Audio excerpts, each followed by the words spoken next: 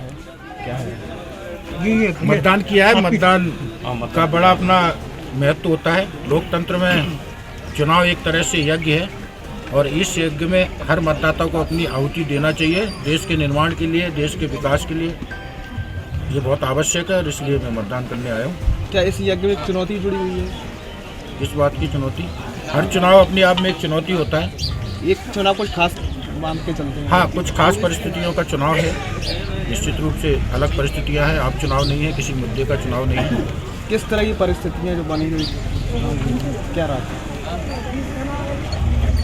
दुर्भाग्यपूर्ण ये है कि इस चुनाव में कुछ लोगों ने मेहगांव विधानसभा क्षेत्र का जो राजनीतिक वातावरण है उसको दूषित करने का प्रयास किया है, बिगाड़ने का प्रयास किया है, चुनाव को जातिवाद का रंग देने का प्रयास किया है।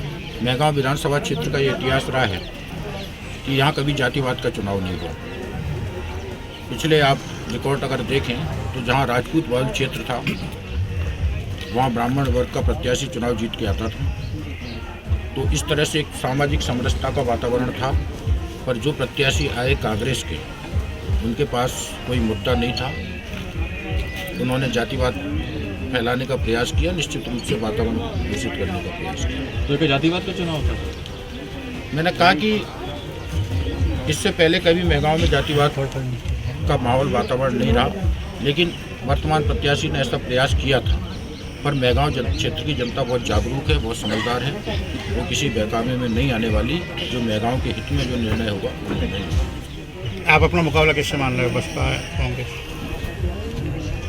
मेरा तो किसी से मुकाबला नहीं है, पर मुझे लगता है कि दूसरे स्थान पे आने के लिए कांग्रेस और बसपा के बीच में संघर्ष है। और जीत की बात की जाए तो कितने लगभग जीत का आंकड़ा आपने जो तय किया हो, क्या लेकर चल रहे हैं, क्या है? तो 10 तारीख को सामने आएगा। तो अभी आपने आप क्या सोच रहे हैं? आप क्या सोच रहे हैं? मुझे लगता है कि पिछली बार से भी ज़्यादा मतों से जीत होनी चाहिए।